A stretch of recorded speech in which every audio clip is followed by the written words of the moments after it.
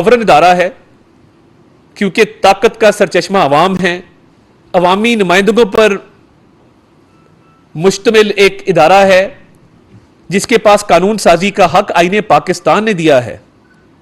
आईने पाकिस्तान ने यह हक दिया है कि वो चाहे तो आइन के खालिक इदारा है, वो आइन में भी तब्दीलियां कर सकता है। तमाम जो इदारे हैं उनके जो भी रोल्स डिफाइंड हैं वो आइन के अंदर है और आइन का खालिक इदारा पार्लियामान है। तो जब यह कहा जाता है कि हम फलां रिट कर रहे हैं इस कानून को स्ट्राइक डाउन करने के लिए, रिटें आना शुरू हो गई हैं।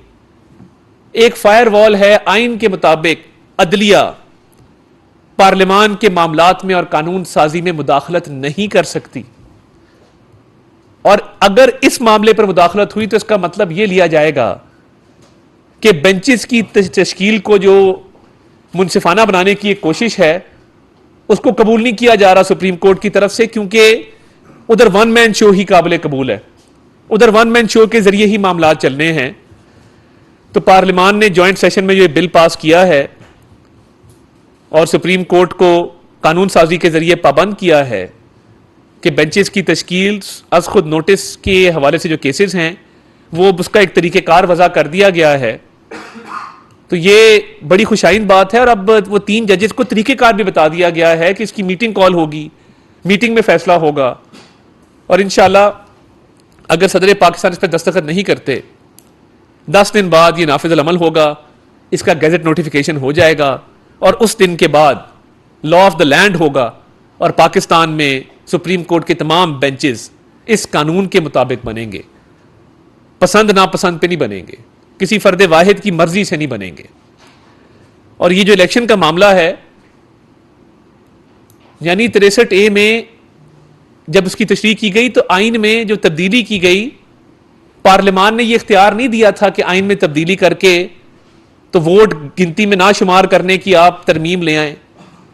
आइन ने आपको यह इख्तियार नहीं दिया था, ना पार्लियामान ने इख्तियार दिया था कि आप पार्टी हेड की जगह पार्लियामानी पार्टी डाल दें, पार्लियामानी पार्टी का हेड डाल दें।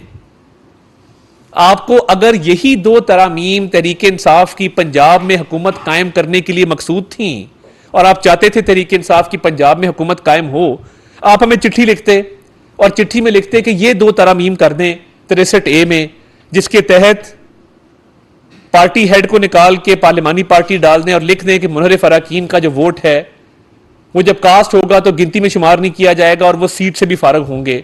तो हम तरमीम कर देते आपकी मंशा के मुताबिक, देख लेते इस मामले को, पार्लियामान में जेरे बहस ले आते, मगर ये आपको तो हक नहीं था। एक तरफ आप आइन में जब आपकी मर्जी हो फर्द वाहिद उसमें तरमीम करने चल पड़ता है, और जब आपकी मर्जी ना हो तो कानून के खिलाफ भी रिटे कराना शुरू कर देती है कि हमारे बेंचेस का राइट जो है रेगुलेट करने का वो हमारे से ना लिया जाए, और उस कानून साजी पर सवालात उठाना शुरू कर देते हैं। तो आइन भी क्लियर है, कानून भी क्लियर है, पार्लियामान भी सुप्रीम है, सॉवरन है, और सुप्रीम कोर्ट के इदारे को सियासी मुदाखलत से गुरेज भी करना होगा। और जो तासुर कायम हुआ है, जो लोग बातें कर रहे हैं, इस हवाले से एक तासुर यह भी कायम करना होगा कि वो एक मुत्तहिद इदारा है और किसी किस्म का तनाज़ा नहीं चल रहा। अथर मिनल्ला साहब के ऑर्डर आने के बाद वो तो चार्जशीट है ऑनरेबल चीफ जस्टिस के खिलाफ, 4 जजेस लिख चुके हैं।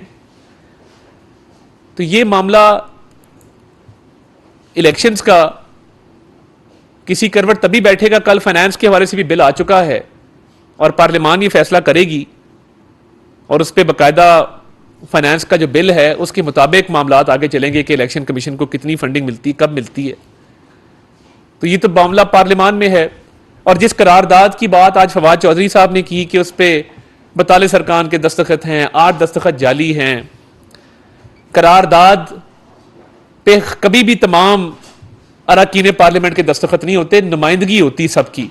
तो तमाम हुकूमती इत्तेहाद की जमातों के नुमाइंदों के उस पर दस्तखत मौजूद हैं, और दस्तखत तो हमने खुद अपने सामने करवाए हैं, तो इसलिए हमें पता है ये जो झूठ और बहतान है कि स्पीकर के खिलाफ पर्चा करेंगे और कार्रवाई करेंगे कि जाली दस्तखत हुए उस करारदाद पे। करारदाद आपको चुभी बहुत है। करारदाद ने पाबंद किया है वजीर आजम को और काबीना को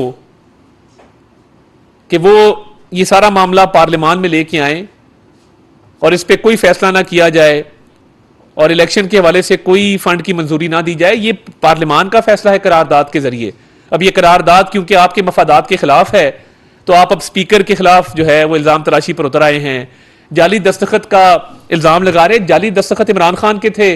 जब अदालत में जज साहब ने, लाहौर हाई कोर्ट में तारिक सलीम शेख साहब ने पूछा कि खान साहब ये दस्तखत किसके हैं, फर्क है इमरान न्याजी फ्रॉडिये में और बाकी जमातों के सरबराहान में, कॉलो फेल में तजाद नहीं है, मुल्की मफादात हमें अजीज तर हैं, इमरान खान की तरह हम यू टर्न नहीं लेते, मुल्की मफाद को अपनी जाती ना की खातिर बेचते नहीं हैं, केसेस से बचने के लिए 6-6 साल फॉरेन फंडिंग को नहीं लटकाते, तोशा खाना के केस में लेट नहीं जाते कि मैं और बच्चों की तरह रोना नहीं शुरू कर देते कि मैंने अदालत में नहीं जाना, मैंने जवाब नहीं देना।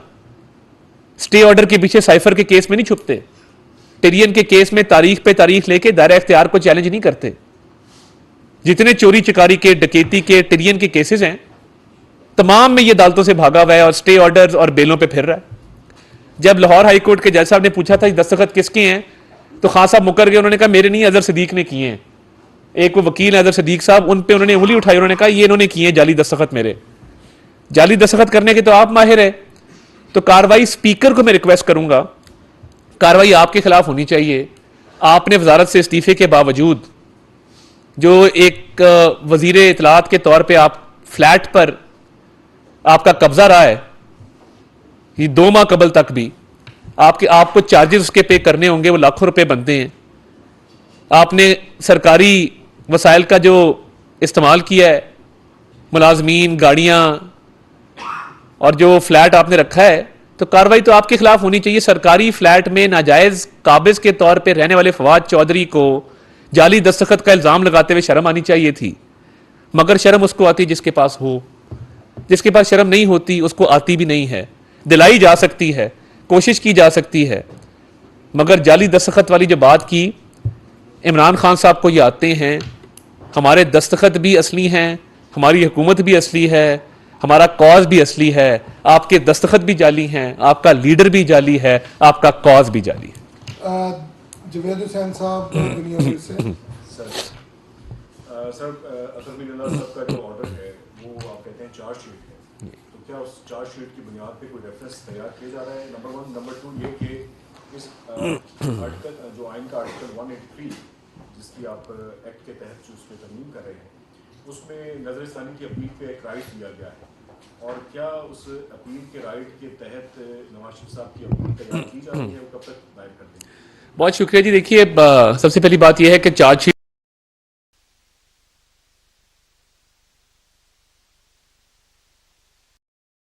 के वकील साहब हैं सब्तैन साहब, उनकी तरफ से आया है। एक कसूर के वकील साहब हैं डोगर साहब, उनकी तरफ से कल एक रेफरेंस आया है।